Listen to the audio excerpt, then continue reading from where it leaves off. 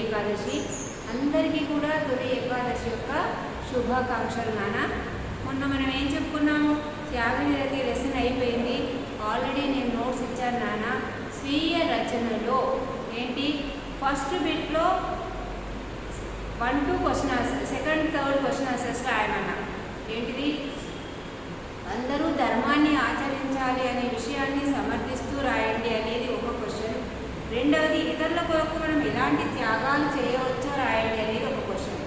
First స్వీయ రచనలో first బిట్లో 4 క్వశ్చన్స్లో మిడిల్లో ఉన్నటువంటి 2 క్వశ్చన్స్ రాస్తే చాలు నాన్న. తర్వాత సెకండ్ బిట్ కింది ప్రశ్నకు 10 వాక్యాల్లో జవాబు రాయండి అని ఉంది. అది త్యాగం చేయడంలో ఉన్న గొప్పతనాన్ని, అనుభూతిని వివరించండి అనే క్వశ్చన్ రాసి, మనకేముంది ఈ లెసన్లో ఒక ఫిగర్ ఉంది కదా, పేజ్ నెంబర్ 4లో ఉన్నటువంటి ఈ ఫిగర్ డ్రా చేసి పేస్ట్ చేయండి. అది ఇంకా థర్డ్ బిట్లో అన్ని దానాల్లోకెల్లా అన్నదానం గొప్పది, సృజనాత్మకతలు. అన్ని దానాల్లోకెల్లా అన్నదానం గొప్పది, శరీరంలోని అవయవధారణ ఇంకా గొప్పది, అవయవధారణపై ప్రజలకు చైతన్యం కలిగించడానికి న్యూస్ పేపర్కి, వార్తాపత్రికలకి ఒక లేఖ రాయండి అని ఇచ్చాడు. అది ఈరోజు మీకు హోంవర్క్. ఈ పైన 2 క్వశ్చన్స్, ఫస్ట్ బిట్లో 2 క్వశ్చన్స్ రాయమని చెప్పాను. సెకండ్ బిట్లో ఉన్నటువంటి ఒక 1 క్వశ్చన్ మాత్రం రాయమన్నాను. తర్వాత సృజనాత్మకతలో ఒకటే క్వశ్చన్ ఉంది ఫస్ట్ బిట్లో, ఆ ఒక్క క్వశ్చన్ మాత్రము ఈరోజు మీరు ఈరోజు వర్క్ కింద దాన్ని రాసేయండి నాన్న. అందరికీ శుభోదయం. Good morning children, all of you. అందరికీ కూడా తొలి ఏకాదశి శుభాకాంక్షలు. తర్వాత పదజాల వినియోగం ఉంది, నానార్థాలు ఉన్నాయి, భాష గురించి తెలుసుకున్నా ఉన్నాయి. తర్వాత కింది పదాలను విడదీసి పేరు రాయండి, సంధి పేరు అని ఉంది. ఈ నోట్స్ కూడా ఏంటి అంటే, మీరు పదజాల వినియోగం చేసి గీత గీసిన పదాలకు అర్థాలు రాయండి. ఫస్ట్ బిట్ రాయండి, సెకండ్ బిట్ రాయండి. దీంట్లో భాష గురించి తెలుసుకుందాం, దాంట్లో ఫస్ట్ బిట్ రాయండి, సెకండ్ బిట్ రాయండి, చివరికి ఈ సూక్తి రాయండి. ఇది ఫస్ట్ లెసన్ యొక్క నోట్స్. ఏంటి, స్వీయ రచనలో ఫస్ట్ బిట్లో మిడిల్ 2 క్వశ్చన్స్, సెకండ్ బిట్లో ఒకటే ఉంది క్వశ్చన్, అది రాసేయండి. తర్వాత సృజనాత్మకతలో ఒకటే క్వశ్చన్ ఉంది, ఆ ఒకటి రాసేయండి. తర్వాత పదజాల వినియోగంలో ఫస్ట్ బిట్, సెకండ్ బిట్ రాయండి. తర్వాత భాష గురించి తెలుసుకున్నాలో ఫస్ట్ బిట్, సెకండ్ బిట్. అందరూ కూడా మీరు వర్క్ బుక్స్ కొనుక్కోండి. ఆ వర్క్ టెక్స్ట్ బుక్ కొనుక్కోవాలి, వర్క్ బుక్ కొనుక్కోవాలి. ఆ వర్క్ బుక్స్లో చూసుకుంటూ ఈ యొక్క వ్యాకరణాంశాలను మీరు పూర్తి చేసి నోట్స్లో రాస్తే ఈ లెసన్కి సంబంధించినటువంటి నోట్స్ అయిపోతుంది నాన్న. రాసి ఒక్క ఫిగర్ మాత్రము, ఫస్ట్ ఏంటంటే నేను ఎనీ1 ఫిగర్ అని ఇచ్చాను మెసేజ్లో, కానీ దాంట్లో ఒక పావురమే ఉంది. ఇది కాదు, ఇది రాయండి, ఇది వేసి డ్రా చేయండి. మీకు ఓపిక ఉంటే దీన్ని కూడా ఒక పేజీలో డ్రా చేయండి. ఇది డ్రా చేయండి, ఇది డ్రా చేయండి. మొత్తం మీద మాత్రము ఫిగర్స్ పేస్ట్ చేసి మంచిగా చేతనే డ్రా చేసి పే చేయండి.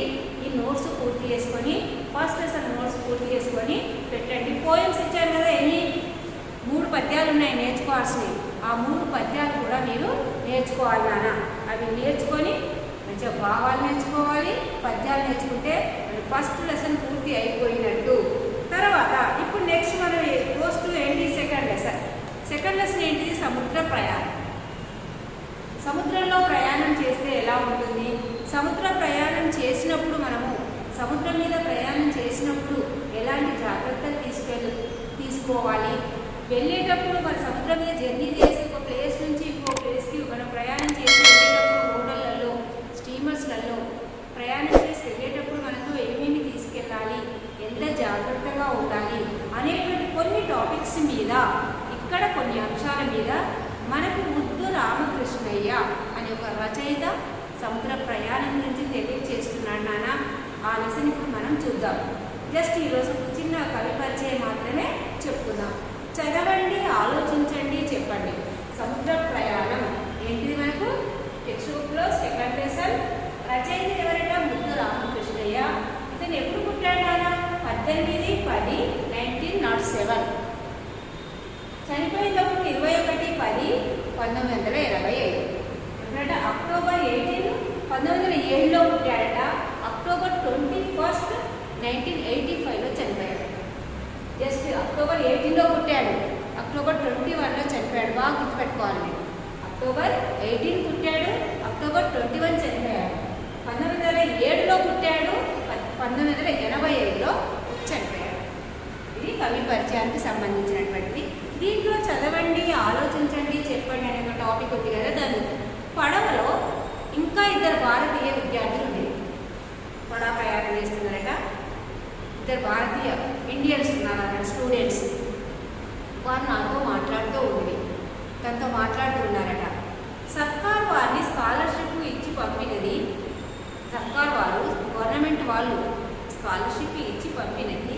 కొంతమంది తల్లిదండ్రులు పైసాతో వచ్చుతుండేవి. ఎన్ని సముద్ర ప్రయాణం చేస్తున్నారట. అంటున్నాడు అనమాట, తను చెప్తున్నాడు. ఏంటి తనతో పాటు ఇంకెవరొకట ఇద్దరు భారతీయ ఇండియన్ పిల్లలు కూడా ఉన్నారట, ఇండియా స్టూడెంట్స్. సర్కార్ గవర్నమెంట్ ఏమో కొంతమందికి స్కాలర్షిప్ ఇచ్చి పంపుతుందట. కొంతమంది ఏం చేస్తున్నారంటే వాళ్ళ ఓన్ మనీతోటి వెళ్తున్నారట. నేను ఎక్కువ సామాన్ లేకుండా 22 పౌండ్లతోనే ఇంగ్లాండ్కు బయలుదేరాను. నీ దగ్గర ఎక్కువ సామాన్ లేదట, 22 పౌండ్స్ తోటే పౌండ్లతోనే ఇంగ్లాండ్కి బయలుదేరారట. ఉన్ని బట్టలు నా వద్ద సరిపోయేటనే లేకుండే. ఉన్ని వస్త్రాలంటే ఇప్పుడు సముద్రంలో ప్రయాణం చేస్తూ ఉంటే బాగా చలిస్తుంది, ఆ ఈగర్ గాలికి విపరీతమైన చలిస్తుంది, జ్వరం వస్తుంది. ఇవన్నీ అంటే స్వెటర్స్. ఉన్ని బట్టలు అంటే ఏంటిది?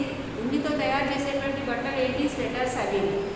అవి ఏమి ఈ దగ్గర ఏమున్నాయంటే సరిపోయన్నీ లేవట. ధోతి, పైజామా, షేర్వాడితోనే పడవలో తిరిగారు. ధోతి కట్టుకునేవాడట, పైనుంచి పైజామానట. ఏంటిది ఇక్కడ ఏంటి? ఒక ధోతి అన్న కట్టుకుంటాడట, పైజామా వేసుకుని పైన షేర్వాడి అంటే లాల్చీ అంటాం, చూసారా మనం? ధోతి మీద లాల్చీ అన్న వేసుకునేవాడు, పైజామా మీద లాల్చీ అన్న వేసుకునేవాడు. ఈ 3 ఐటమ్స్ పడవలో తిరిగేవాడు. వేసుకుంటే ధోతితోటి లాల్చీ వేసుకునేవాడు, లేకపోతే ఒక పైజామా వేసుకొని లాల్చీ వేసుకొని పడవలో తిరిగేవాడట. దేవుని పైన భారం వేసినాను, దేవుని పైన భగవంతుడు దయ, ఎలా కావాల్సి ఉంటే అలా అవుతుంది అనుకున్నాడట. తను బొంబాయి నుండి గ్రేట్ బ్రిటన్కి బయలుదేరినాడు. బొంబాయిలో ఎక్కాడట. బ్రిటన్కి, గొప్ప బ్రిటన్కి వెళ్తున్నాడు. గ్రేట్ బ్రిటన్ పడమటి తీరం పొడవున ఉత్తర వైపు మా ప్రయాణం సాగుతున్నది. ఆ గ్రేట్ బ్రిటన్లో పడమటి తీరం, పడమటి నుంచి తీరం అంటే ఒడ్డు, ఆ పడమటి తీరం నుంచి ఆ పొడవునా కూడా సముద్రంలో ఉత్తరం వైపు ప్రయాణం చేస్తున్నారు. ఏ వైపు పోతున్నారు? ఉత్తరం. ఉత్తరం అంటే ఇది నార్త్. తర్వాత పడమటి తీరం పొడవున ఉత్తరం వైపు ప్రయాణం చేస్తున్నాడట. వెస్ట్, పడమట అంటే వెస్ట్, ఈస్ట్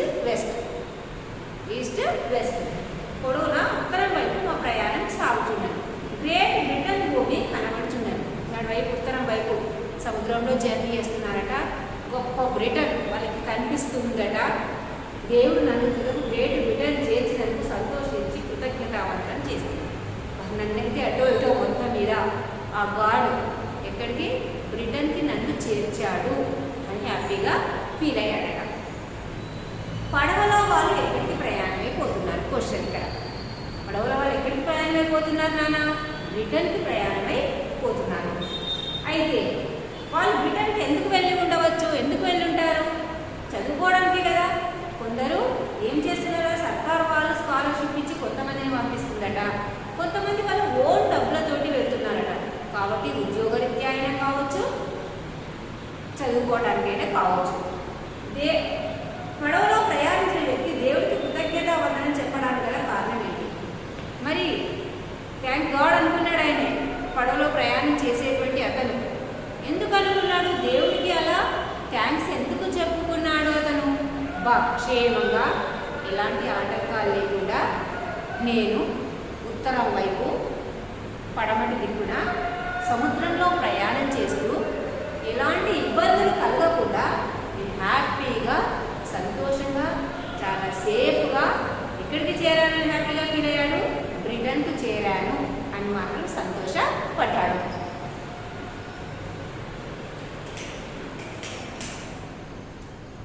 బ్రిటన్కు చేరినందుకు అతను ఏం చేశాడు? హ్యాపీగా ఫీల్ అయ్యాడు. ఇది చదవండి, ఆలోచించండి, చెప్పండి. ఏంటి? 2 భారతీయ విద్యార్థులు ఉన్నారట దాంట్లో. తనతో పాటు అందరు తనతో మాట్లాడుతున్నారట. కొందరు గవర్నమెంట్ స్కాలర్షిప్తో వెళ్ళారట, కొంత ఓన్ డబ్బుతో వెళ్ళారట. ఇతను మాత్రం ఒక ధోతి పైజామా రాల్చితో వెళ్ళారట. ఉన్ని బట్టలు తన దగ్గర ఏమీ లేవట. కేవలము దేవుని పైన భారం వేసి సముద్రం మీద జర్నీ వేస్తూ పడమటి దిక్కున ఉత్తరం వైపు ప్రయాణం చేసి ఏదో ఒకలాగా చాలా సేఫ్ జోన్లో అతను ఎక్కడ చేరుకున్నాడు? బ్రిటన్కి చేరుకున్నందుకు హ్యాపీగా ఫీల్ అవుతూ ఎవరికి థ్యాంక్స్ చెప్పుకున్నాడు నాన్న? భగవంతుడికి, ఆ గాడ్కి థ్యాంక్స్ చెప్పుకున్నాడు. పాఠం నేపథ్యం, ఉద్దేశం. అసలు పాఠం ఎందుకోసం మనకు చేర్చబడింది? దేనికోసం మరి చెప్పబడింది? దాని నేపథ్యం ఏంటి? అసలు ఉద్దేశం ఏంటి? అసలు ఈ సముద్ర ప్రయాణం అనేటువంటి ఈ లెసన్ మీకు పెట్టడానికి కారణం ఏదై ఉంటుంది అని కనుక తెలుసుకుంటే, రెండవ ప్రపంచ యుద్ధ కాలంలో లండన్కు వెళ్ళి చదువుకోవడం వ్యయ ప్రయాసాలతో కూడినది. సెకండ్ వరల్డ్ వార్, రెండవ ప్రపంచ యుద్ధం అంటే సెకండ్ వరల్డ్ వార్. రెండవ ప్రపంచ యుద్ధము జరిగేటువంటి ఆ రోజుల్లోనట ఎక్కడికి వెళ్ళి చదువుకోవడం? లండన్కి, బ్రిటన్కి వెళ్ళి చదువుకోవటం చాలా వ్యయం అంటే ఖర్చు, ప్రయాస అంటే రిస్క్. వ్యయం అంటే ఖర్చుతో కూడుకున్నటువంటిది, చాలా రిస్క్తో కూడుకున్నటువంటి పని. ఇక్కడికి సెకండ్ వరల్డ్ వార్ సమయంలో, ఆ కాలంలో ఒక ఇండియన్ బ్రిటన్కి వెళ్ళి చదువుకోవటము అనేది ఖర్చుతో కూడుకున్నటువంటిది మరియు రిస్క్తో కూడుకున్నటువంటిది. చాలా ఇబ్బందులను ఎదుర్కోవాల్సి వచ్చిందట. అయినప్పటికీ ఉన్నత విద్య కోసం పెద్దపల్లి జిల్లా మంతని గ్రామ వాసి అయిన ముద్దు రామకృష్ణయ్య సుదూర దేశమైన గ్రేట్ బ్రిటన్కి సముద్ర ప్రయాణం చేశారు. అయినప్పటికీ, అంత రిస్క్తో కూడుకున్నది అయినప్పటికీ, ఖర్చుతో కూడుకున్నది అయినప్పటికీ, ఎవరట? పెద్దపల్లి జిల్లానట మంతని గ్రామ నివాసి. ఎవరు? ముద్దు రామకృష్ణయ్య. ఎక్కడ? పెద్దపల్లి డిస్టిక్. అంటే డిస్టిక్ ఏంటిది? పెద్దపల్లి. పెద్దపల్లి డిస్టిక్. మంతని అట. గ్రామం పేరేంటి? విలేజ్. మంతని ఇది విలేజ్. మంతని విలేజ్ గ్రామానికి సంబంధించిన వ్యక్తి ఏం చేశాడట? ముద్దు రామకృష్ణయ్య సుదూరమైనటువంటి, సుదూరం అంటే చాలా దూరంగా ఉండేటువంటి దేశానికి, గొప్ప బ్రిటన్కు వెళ్ళి సముద్ర ప్రయాణం చేసి చదువుకున్నాడు. ఎవరు? ముద్దు రామకృష్ణయ్య. అయితే చదువుకున్నాడు, సముద్ర ప్రయాణం చేశాడట. ఆయన సముద్ర ప్రయాణ అనుభవాలే ఈ పాఠం నేపథ్యం. ఆయన సముద్రం ప్రయాణం చేసి గ్రేట్ బ్రిటన్కు వెళ్ళి ఎలా చదువుకున్నాడు? అసలు సముద్ర ప్రయాణం ఎలా చేశాడు? సముద్ర ప్రయాణంలో ఆయన పొందినటువంటి అనుభవాలేంటి, అనుభూతులేంటి మనకు తెలియచేయడమే ఈ పాఠ్యభాగం యొక్క ఉద్దేశం నాన్న. ఈ పాఠం యొక్క ఉద్దేశం, కార్యసాధకులు అనుకున్న లక్ష్యాన్ని సాధించడానికి ఎన్ని ఇబ్బందులు ఎదురైనా కృత నిశ్చయంతో, దృఢ సంకల్పంతో పూర్తి చేసుకొని విజయాన్ని సాధించగలుగుతారని తెలియచేయటమే పాఠం ఉద్దేశం. ఈ పాఠం యొక్క ఉద్దేశం ఏంటి? కార్యసాధకులు అంటే ఏదైనా పనిని సాధించాలి అనేటువంటి పట్టుదల ఉన్నటువంటి వారు తమ గోల్ను చేరుకోవటానికి, తమ లక్ష్యాన్ని చేరుకోవటానికి ఎన్ని ఇబ్బందులు ఎదురైనా, ఎన్ని కష్టాలు ఎదురైనా గట్టి సంకల్పంతో, దృఢ సంకల్పం అంటే గట్టి సంకల్పంతో పూర్తి చేస్తారు, సక్సెస్ అవుతారు. అని ఏదైనా కూడా కార్యసాధకుడు మాత్రమే చేయగలుగుతాడు. ప్రపంచంలో మానవులు 3 రకాలు: ఉత్తములు, మధ్యములు, అధములు. ఉత్తములు, మధ్యములు, అధములు. ఉత్తముడు ఏం చేస్తాడు? తను ఏదైనా చేయాలని అనుకుంటాడో దానికి చేయడం కోసము ఎన్ని కష్టాలు పడైనా, ఎన్ని ఇబ్బందులు పడైనా తన చేరుకోవాలనుకున్నటువంటి లక్ష్యాన్ని చేరుకోవడానికి, దాంట్లో సక్సెస్ కావడానికి కష్టపడి తన గోల్ను తను చేరుకుంటాడు. మధ్యముడు ఏం చేస్తాడు? ఏదైనా పని మొదలు పెడితే ఆ మధ్యలోనే చెయ్యలేక భయపడి ఇక నా వల్ల కాదు అని ఏం చేస్తాడు? మధ్యలోనే వదిలేస్తాడు. ఇంకా అధముడు ఏం చేస్తాడు? అసలు పనిని మొదలే పెట్టాడు. అధముడు అనే వాడికి ఒక లక్ష్యం అంటూ ఉండదు. నీచుడు, అధముడు అంటే వాడు నీచుడు. వానికి ఒక లక్ష్యం అంటూ ఉండదు. మనకి ఏమొక డిసైడ్నెస్, మనకంటే ఒక గోల్ అంటూ ఉండదు. వాడు ఏ పని చేయాలనుకోడు. ఏం చేస్తాడు? మొదలే పెట్టాడు వాడు. అసలు ఏం చేయాలని కూడా వాడు అనుకోడు. మధ్యముడు ఏం చేస్తాడు? చేస్తాడు. చేయాలి, నాకు ఒక గోల్ ఉంది, దాన్ని రీచ్ కావడానికి నేను దీన్ని మొదలు పెట్టాలి అనుకుంటాడు. కానీ మొదలుపెట్టి వాడు ఏం చేస్తాడు? మధ్యలోనే వదిలేస్తాడు. మరి ఉత్తముడు ఏం చేస్తాడు? తను అనుకున్నది సాధించడానికి, తన లక్ష్యాన్ని చేరుకోవడానికి ఎన్ని ఇబ్బందులు ఎదురు కానీ, ఎన్ని కష్టాలు ఎదురు కానీ వాటిని ఫేస్ చేస్తూ ఆ పని పూర్తి చేస్తాడు. అతన్ని మనం ఏమంటున్నాము అంటే కార్యసాధకుడు అంటున్నాము. ఇంకా అంతేకాదు, ఉత్తముడు ఏం చేస్తాడు? తన పనిని తను చేసుకుంటూ పక్క వాళ్ళకి కూడా హెల్ప్ చేసేవాడు ఉత్తముడు. పక్క వాళ్ళకి ఇంకా అవసరమైన వేరే వాళ్ళకి హెల్ప్ కూడా చేస్తాడు. మధ్యముడే వాడు జస్ట్ సెల్ఫిష్, వాడే చూసుకుంటాడు. ఇంకా వేరే వాళ్ళ గురించి వాడు ఆలోచించడు. పక్కోడికి సహాయం చేయాలని ఉండదు. నేను బాగుంటే చాలు అనుకుంటాడు. వాడు మధ్యముడు. ఆ లక్ష్యాన్ని చేరుకోవడానికి తనకు తను మంచిగా డెవలప్ అయితే చాలు, తనకంటే ఒక స్టేటస్ ఏర్పడితే చాలు, తను బాగుపడితే చాలు అని ఎవరి గురించి ఆలోచించకుండా సెల్ఫిష్గా ఆలోచించేవాడు మధ్యముడు. ఉత్తముడు ఏం చేస్తాడు? తన గురించి ఆలోచించడమే కాదు, తన గురించి తను డెవలప్ అవుతూ పక్క వాడికి కూడా హెల్ప్ చేసేవాడు ఉత్తముడు. ఇంకా అధముడు ఏం చేస్తాడు? వాడు చెయ్యడు, పక్క వాడిని చెడగొట్టే ప్రయత్నం చేస్తాడు. అధముడు ఏం చేస్తాడు? నీచుడు. వాడు ఏం చేయడు, పక్కోనికి వాడు చేసుకోడు, పక్కోనికి హెల్ప్ చేయడు, ఇంకా పక్కోని చేసుకునే వాడి యొక్క పనిని చెడగొడతాడు. అర్థమైందా? అది ఉత్తముడు, మధ్యముడు, అధముడు అని ప్రపంచంలో మానవులు 3 రకాలు. అందులో కార్యసాధకుడు అనేవాడు ఉత్తముడు. కార్యసాధకుడు ఉత్తముడు. వాడు ఏం చేస్తాడు? వాడు చేయాల్సుకున్నటువంటి లక్ష్యాన్ని, గోల్ను చేరుకోవడానికి ఎన్ని కష్టాలైనా పడి తన గోల్ని చేరుకోవడానికి కష్టపడతాడు. గట్టి సంకల్పం ఉంటాడంట, గట్టి నిర్ణయం తీసుకుంటాడు. ఇది తప్పకుండా నేను చేయాలి, సాధించాలి, అంతకుమించి ఇంకా ఏది ఉండదు అని. ఇది పాఠం ఉద్దేశం.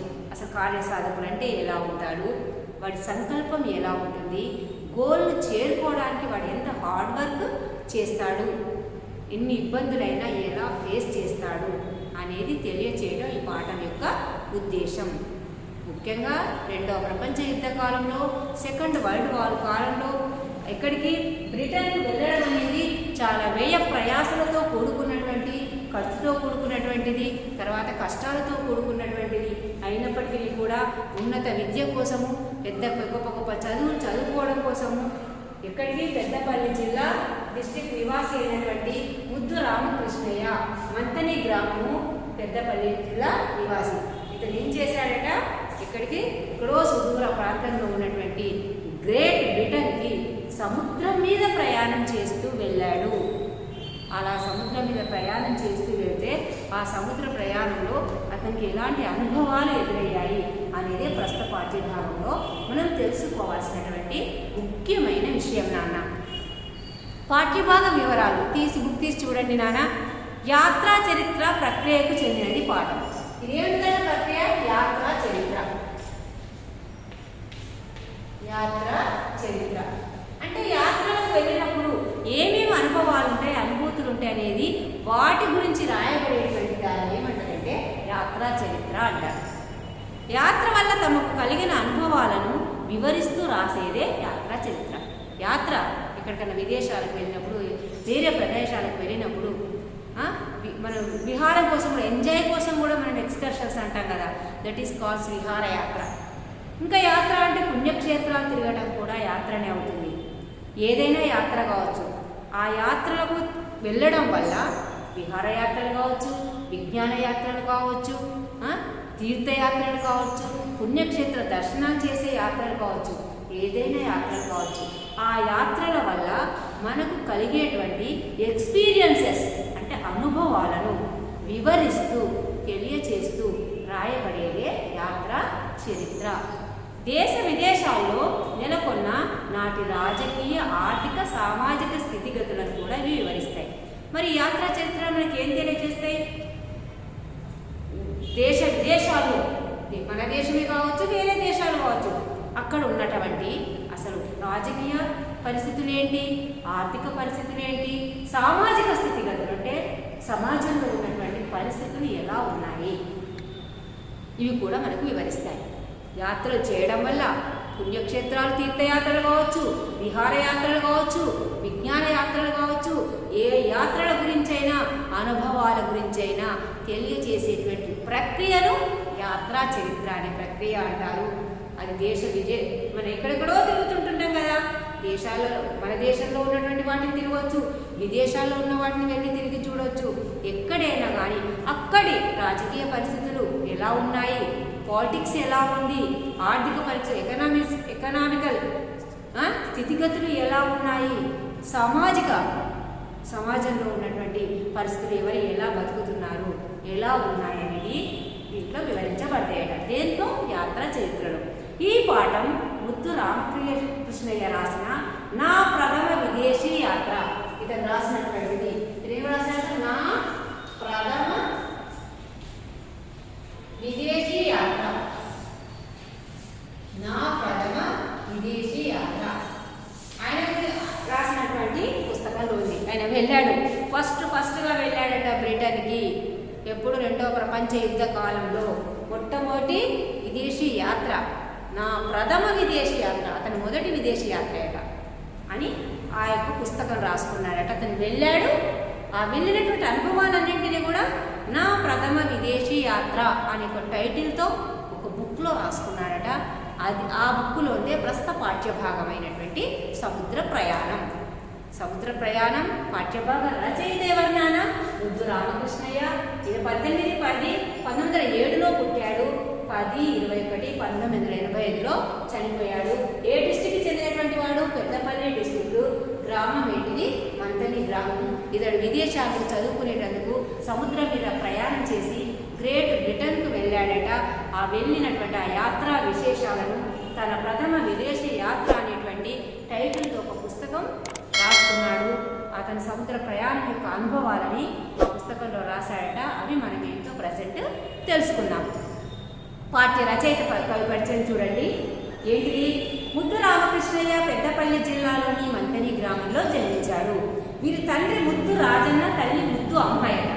తండ్రి పేరేంటిది? ముద్దు రాజన్న, తల్లి ముద్దు అమ్మాయి. 1946లో బ్రిటన్లోని లీడ్స్ విశ్వవిద్యాలయం నుండి ఎంఈడి పట్టా పొందాడట. ఇప్పుడు 1946లో ఇదేంటిది? ఎంఈడి పట్టా పొందాడు. ఏ పట్టా పొందాడు? ఎంఈడి. ఎక్కడ? బ్రిటన్లోని లీడ్స్ అనే ఒక విశ్వవిద్యాలయం, విశ్వవిద్యాలయం మీన్స్ యూనివర్సిటీ. లీడ్స్ యూనివర్సిటీ అట బ్రిటన్లో ఉంటుందట. అక్కడ 1946లో ఎంఈడి అనేటువంటి ఒక పట్టా డిగ్రీని పొందాడు. తర్వాత 1950 నుండి 50 మధ్య కాలంలో ఆసియా 51 to 58 1951 to 58 ఎక్కడెక్కడ తిరిగాడు? ఆసియా, ఆస్ట్రేలియా, యూరప్, అమెరికా ఖండాల్లోని పలు దేశాలను పర్యటించాడట. 1951 to 58 ఆసియానట, ఆస్ట్రేలియా, యూరప్, అమెరికా అని అన్ని పలు దేశాలు పర్యటించాడు. అక్కడ విద్యా విధానాలను అధ్యయనం చేశాడు. అవన్నీ తెలిసి అక్కడ విద్యా విధానాలు, education rules, methods, study rules ఎలా ఉన్నాయి, ఎడ్యుకేషన్ రూల్స్ ఎలా ఉన్నాయి అనేటువంటి ఆ మెథడ్స్ అన్నిటిని కూడా అధ్యయనం చేశాడంటే నేర్చుకున్నాడు. మన దేశపు విద్యారంగంలో ఎన్నో సంస్కరణలు తెచ్చాడు. అన్ని విదేశాలు తిరిగి అక్కడ ఎడ్యుకేషన్ ఎలా ఉంది, ఆ విద్యారంగంలో ఎలాంటి మార్పులు ఉన్నాయి, ఇలాంటి ఏమేమి ఉన్నాయి అని తిరిగి పలు దేశాలలో తిరిగి అవి నేర్చుకొని వచ్చి మన దేశానికి వచ్చి మన దేశంలో ఉన్నటువంటి ఎడ్యుకేషన్స్లో ఎన్నో సంస్కరణలు, మార్పులను తీసుకొని వచ్చాడు. అక్కడ తిరిగి అక్కడ పద్ధతులన్నీ చూసి తను నేర్చుకొని వచ్చి మన ఇండియాకు వచ్చి ఇండియాలో కూడా విద్యారంగంలో అనేక రకాలైనటువంటి మార్పులు తీసుకొని వచ్చినటువంటి ప్రముఖ వ్యక్తి ఎవరు అంటే ముద్దు రామకృష్ణయ్య. 1907లో పుట్టాడు, 1985లో చనిపోయాడు. పెద్దపల్లి డిస్టిక్లోని మంతని గ్రామంలో పుట్టాడు. తండ్రి పేరు రాజన్న, తల్లి పేరు అమ్మాయి, ముద్దు అమ్మాయి. అవి నేటికి ఆదర్శప్రాయాలైనాయి. అతను తెచ్చిన మార్పులు నేటికి కూడా మనకు ఆదర్శంగా ఉన్నాయట. సమయ పాలనకు ఆయన పెట్టింది పేరు. సమయ పాలన అంటే టైం సెన్స్, కాలాన్ని ఎలా వినియోగించాలి, కాలాన్ని ఎలా వాడుకోవాలి అనే దానికి అతను పెట్టింది పేరు. అతని నిదర్శనం. సమయాన్ని ఎలా వేస్ట్ చేయకుండా కాలాన్ని ఎలా వాడుకోవాలి, ఎలా దాన్ని వినియోగించుకోవాలి, వేస్ట్ చేయకుండా ఎలా కాపాడుకోవాలి అనే దానికి పెట్టింది పేరుగా నిలిచినటువంటి వ్యక్తి ఎవరు అంటే ముద్దు రామకృష్ణయ్య. నిరక్షరాస్యత నిర్మూల కోసం, నిరక్షరాస్యత అందరికీ కూడా విద్య రావాలి, అందరూ అక్షరాస్యులే ఉండాలి, చదువుకొని వాళ్ళు ఎవరు ఉండకూడదు అని అందరినీ అక్షరాస్యులు చేయడం కోసము, నిరక్షరాస్యత నిర్మూలన కోసం ఈచ్ వన్ టీచ్ వన్ అనే ఉద్యమాన్ని జీవిత చరమాంకం వరకు కొనసాగించాడు. ఈచ్ వన్ టీచ్ వన్, ప్రతి ఒక్కడు కూడా చదువుకోవాలి, విద్య నేర్చుకోవాలి అనేటువంటి ఒక ఉద్యమాన్ని లేవదీశాడు. జీవిత చరమాంకం వరకు తను చచ్చిపోయేంత వరకు, చివరి దశ వరకు కూడా ఆ ఉద్యమాన్ని కొనసాగించినటువంటి ఒక విద్యావేత్త ఎవరు? ముద్దు రామకృష్ణయ్య. గొప్ప విద్యావేత్త, బాగా చదువుకున్నటువంటి వాడు. గ్రేట్ బ్రిటన్ వెళ్ళాడు. సముద్ర ప్రయాణంలో పడమటి దిక్కు ఉత్తరం దిశలో ప్రయాణం చేశాడు. సముద్రంలోని అనుభవాలను, తన జర్నీ యొక్క అనుభవాలను, తన యాత్రా విశేషాలను నా ప్రథమ విదేశీ యాత్ర అనేటువంటి పుస్తకంలో రాశాడు. ఎవరు? ముద్దు రామకృష్ణయ్య. మంతని గ్రామంలో పుట్టాడు. పెద్దపల్లి డిస్టిక్ అట. 1946లో లీడ్స్ విశ్వవిద్యాలయం నుండి ఎంఈడి పట్టా పొందాడు. 51 to 58 మధ్య కాలంలో ఆసియా, ఆస్ట్రేలియా, యూరప్, అమెరికా లాంటి పలు దేశాలలో తిరిగి అక్కడ విద్యా విధానాలు ఎలా ఉన్నాయో అబ్జర్వ్ చేసి చాలా విషయాలు తెలుసుకొని మన దేశానికి వచ్చి మన ఎడ్యుకేషన్ ఫీల్డ్లో, మన విద్యారంగంలో అనేక రకాలైనటువంటి మార్పులు తీసుకొచ్చి ఈనాడు అందరికీ ఆదర్శప్రాయంగా నిలిచాడు. సమయాన్ని పాలనకి అతను పెట్టింది పేరు. నిరక్షరాస్యతని నిర్మూలించడం కోసము ఈచ్ వన్ టీచ్ వన్ అనే ఉద్యమాన్ని తన జీవితంలో చనిపోయేంత దశ వరకు కూడా కొనసాగించినటువంటి ఒక గొప్ప విద్యావేత్త ఎవరు అంటే ఎవరున్నానా? ఎవరు? ముద్దు రామకృష్ణయ్య. ఏ పాఠం రచయిత? సముద్ర ప్రయాణం రచయిత. ఎప్పుడు పుట్టాడు? 1907 అక్టోబర్ 18. ఎప్పుడు చనిపోయాడు? 1985 అక్టోబర్ 21. ఇది పాఠ్యభాగం ఎన్ని రోజులు తీసుకోబడింది? యాత్రా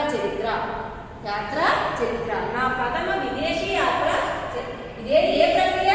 యాత్రా చరిత్ర అనేటువంటి ప్రక్రియ దేని నుంచి స్వీకరించబడింది? నా ప్రముఖ విదేశీ యాత్ర అనేటువంటి అతను రాసుకున్నటువంటి పుస్తకం నుంచి తీసుకోబడింది. తను చేసిన సముద్ర ప్రయాణం గురించి, మొట్టమొదటిగా చేసిన తన విదేశీ ప్రయాణం గురించి తనకు తాను రాసుకున్న పుస్తకం ఏంటంటే నా ప్రథమ విదేశీ యాత్ర. ఆ పుస్తకం నుండే ప్రస్తుత పాఠ్యభాగమైన సముద్ర ప్రయాణం స్వీకరించబడింది. ఓకేనా? ఈ నోట్స్ పూర్తి చేయండి. ఆ తర్వాత ఈ సముద్ర ప్రయాణము రచయిత ముద్దు రామకృష్ణయ్య అని డేట్ రాసి ఈ కవి పరిచయాన్ని కూడా మీరు రాసి పెట్టుకోండి. సెకండ్ లెసన్లో ఫస్ట్ లెసన్ నోట్స్ రాసిన తర్వాత సెకండ్ లెసన్ పేరు రాసి, కవి పేరు రాసి, ఈ కవి పరిచయం అని రాసి పెట్టుకోండి. ఇది టుడేస్ హోంవర్క్. ప్రతిరోజు ఏ రోజు చెప్పిన పాఠాన్ని ఆ రోజు చదువుకోవడానికి ప్రయత్నం చేయండి. నేను ఇచ్చినటువంటి నోట్స్ పూర్తి చేయండి. ఆయన అందరికీ కూడా మరొక వారు రేపు రాబోయేటువంటి తొలి ఏకాదశి శుభాకాంక్షలు తెలియజేస్తూ ఉన్నాను.